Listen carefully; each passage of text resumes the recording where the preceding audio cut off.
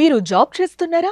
మీ సాలరీని double చేసుకోవాలని అనుకుంటున్నారా? 2x your salary online కోర్సులో జాయిన్ అవ్వండి.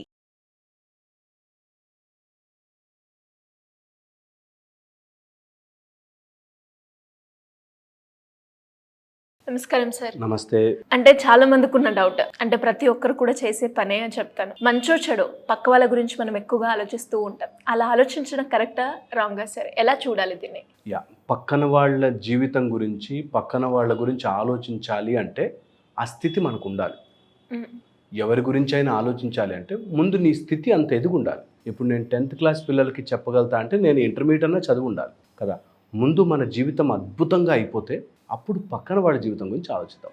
ఇది ఫస్ట్ పాయింట్ నేను చెప్పాలనుకుంటున్నాను. ఎప్పుడూ పక్కన వాడి జీవితం గురించి మనం మార్చేయాలి అనే ప్రయత్నము చేయకూడదు. ఎందుకంటే అందరికీ తెలియనిది ఒకటి ఏంటంటే, నీ కళ్ళ ముందు ఒక నిచ్చెన ఉంటుంది. నీకు తెలియకుండానే నీ కళ్ళ ముందు ఒక నిచ్చెన ఉంటుంది. అది ఎక్కుతూ పోవడమే నీ పని. చాలామంది పక్కన వాడు నిచ్చెన ఎక్కుతున్నారా లేదా అని చూస్తూ ఉంటాడు. నీ జీవితంలో నువ్వెప్పుడైతే నీ కళ్ళ ముందు కనిపించని ఆ ఇన్విజిబుల్ నిచ్చెన ఎక్కుతూ ఉంటావో, మానసికంగాను జీవితంలోనూ ఎదుగుతూ ఉంటావో, పక్కన వాడికి చెప్పాల్సిన అవసరం ఉండదు. దీన్ని సైకలాజికల్గా మిర్రర్ న్యూరాన్ సిస్టమ్ అంటారు. మిర్రర్ న్యూరాన్స్ ఎవరైనా చూసి నేర్చుకుంటాయి. ఓకే, నువ్వు చెప్తూ ఉంటే తక్కువ వింటారు. పర్సంటేజ్ ఆఫ్ లెర్నింగ్లో ఎవరైనా చెప్తూ ఉంటే చాలా తక్కువ. బట్ ఎవరైనా చేస్తూ ఉంటే చూసి వాడి సక్సెస్ని చూసి నేర్చుకునే వాళ్ళు చాలా ఎక్కువ పర్సంటేజ్ ఉంటారు. సో అందుకని చెప్పద్దు. తల్లి, తండ్రి, పిల్ల ఎవరైనా సరే నువ్వు చెప్పాలి అనుకున్న మాట ఒకసారి ఒక అడ్వైజ్ లాగా, లేకపోతే వాళ్ళని ఏదో రుద్దేసేలా కాకుండా ఒకసారి చెప్పాలి. ఎందుకు అంటే ప్రతి వ్యక్తి వాడి కర్మానుసారమే వస్తాడు. నువ్వు చెప్తే మారాలి అనుకునేవాడు వద్దన్న అడిగి చెప్పించుకుంటాడు. లేకపోతే ఎప్పుడూ చెప్తే మారరు. అందుకోసమే వెరీ ఇంపార్టెంట్గా నువ్వు నీ జీవితంలో ఎదుగుతూ పోతే ఆటోమేటిక్గా నేర్చుకుంటారు. మన బ్రెయిన్లో ఉండే మిర్రర్ న్యూరాన్స్ కూడా మిర్రర్ జస్ట్ అద్దములాగా మనని చూసి రిపీట్ చేస్తుంటాయి. దాంతోపాటు ఎవరైనా పక్కన వాళ్ళు చెప్తూ ఉంటే దాంట్లో వాళ్ళ ఆలోచన విధానంలో నాకెందుకు చెప్తున్నాడు వీడెవడో నాకు చెప్పడానికి అని వస్తుంది. 2 రకాలుగా మారుతుంది. అడ్వైజర్స్ ఎప్పుడు కూడా 2 రకాలుగా మారుతుంది. ఒకటి, నువ్వు ఎత్తులో ఉన్నావు అనుకో, నువ్వు చెప్తే ఆ స్టేజ్కి వచ్చాక నేను చెప్తారా అంటాడు. ఒకవేళ నీకంటే తక్కువ ఉన్నవాడు, సపోజ్ బాగా కోట్లు సంపాదించేవాడు, డబ్బులు ఏముందిరా అని అంటావు, డబ్బులు వచ్చాక మేము ఇట్లాంటి స్టోరీలు చెప్తాం అనిపిస్తుంది. అదే ఒక అడుక్కునే వాళ్ళు ఏమన్నా డబ్బులు ఏముంది అన్నాడు అనుకో, వాడు కూడా మనకు చెప్పొచ్చేటోడే అంటారు. సో అందుకని అడ్వైజ్ ఎప్పుడూ తీసుకోరు. ఎప్పుడు అనాస్క్డ్ అడ్వైజెస్ ఆర్ డేంజరస్. అడగకుండా సలహా ఇవ్వకూడదు. అడగకుండా ఎవ్వరికి ఫ్రెండ్ని కానీ వేరే వాడి జీవితాన్ని బాగు చేయకూడదు. ఎందుకంటే వాడు నడుస్తున్న జీవితం కర్మ అనుసారము నడుస్తూ ఉంటాడు. వాడి కర్మని నువ్వు చెరిపేసే బాధ్యతని తీసుకున్నావంటే నువ్వు ఒక గురువు పొజిషన్లో ఉండాలి, లేదా వాడు వినే పొజిషన్లో ఉండాలి. భగవంతుడు కూడా అర్జునుడికి ఆ టైంలో పల్స్ చూసి నన్ను ఏం చేయమంటావు కృష్ణ అన్నప్పుడే చెప్పాడు. రొటీన్గా రోజు పక్కనంటే చెప్పడు. అందుకోసం వాళ్ళు వినే స్థితికి వచ్చినప్పుడు నువ్వు చెప్పే స్థితికి వెళ్తావు. ఎప్పుడైతే లేదో, మనం ఇన్ని వీడియోలు చేస్తున్నాం కదా, కొంతమందికి కనెక్ట్ అవుతుంది. వాళ్ళు వినే స్టేజ్కి వస్తారు.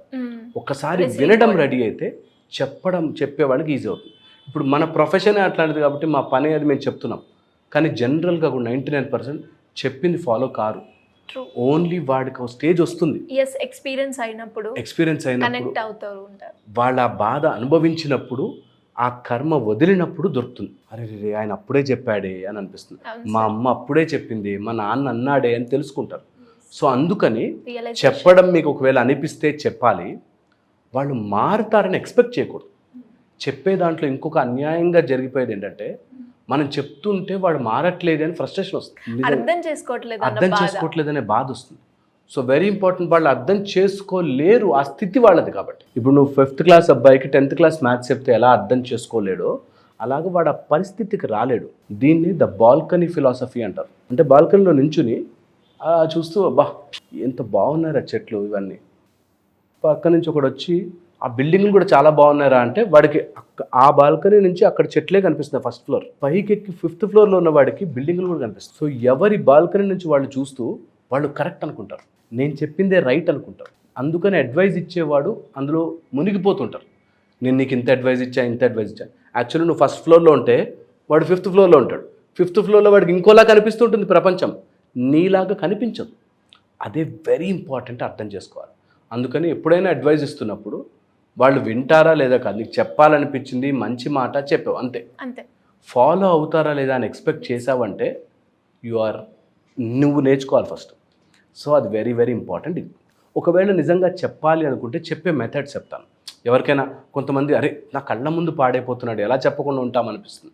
అలా గనక చెప్పే మెథడ్స్ ఉంటే, 1 మనకి ఎప్పుడు సామదాన భేద దండోపాయాలు అంటారు కదా, అందులో మనం దండం వరకు వెళ్ళం. బట్ ఫస్ట్ థింగ్, చెప్పే విధానంలో, సౌమ్యంగా చెప్పే విధానంలో ఎగ్జాంపుల్స్ బాగా పనిచేస్తాయి. సెకండ్ వచ్చేసి ఎప్పుడు కూడా వాళ్ళ ఫ్రీక్వెన్సీ దగ్గరికి వచ్చి చెప్పాలి. అంటే ఒకవేళ మంచి సీడ్ కొనుక్కొచ్చాం, మంచి విత్తనం మ్యాంగో ట్రీ కోసం సిమెంట్ రోడ్డు మీద వేసాం, వస్తుందా చెట్టు? రాదు. కానీ మంచిగా దున్నితే అందులో వేస్తే మంచి చెట్టు వస్తుంది కదా. Yes. అలాగే వాడి మైండ్ని ఫస్ట్ రెడీ చేయాలి, అప్పుడు విత్తనం నాటాలి. సో ఇది గనక నేర్చుకోగలిగితే టాకింగ్ స్కిల్ కూడా పెరుగుతుంది. ముందు మనసుని రెడీ చేస్తే దాని లోపల విత్తనం మొలకెత్తుతుంది. ఇది చాలా ఇంపార్టెంట్. హోప్ ఇది అర్థం చేసుకుంటే దట్ విల్ రియల్లీ హెల్ప్. ఒక మెథడ్. సెకండ్ వచ్చేసి చెప్పాలనుకున్నది రాసివ్వాలి. రాసిస్తే ఎఫెక్టివ్గా ఉంటుంది. వాళ్ళు చదివితే ఓ ఇంత కష్టపడి నా కోసం రాశాడా అని తెలుస్తుంది. Okay, give in writing, type కాదు రైటింగ్, లెటర్ లాగా రాసివ్వడం బాగా ఎఫెక్టివ్గా పనిచేస్తుంది. మూడోది వచ్చేసి warn them of side effects. ఇది ఈ రోడ్డు మీద వెళ్తే టైర్ పంచర్ అయ్యే ఛాన్స్ ఉంది, ఆ రోడ్లో గతుకులు ఉన్నాయి, ఆ రోడ్లో ఇట్లా ఉంది, నీ ఇష్టం. That is the easiest method to advice. Fourth, మన స్థితి తెలుసుకుని అడ్వైస్ చేయాలి.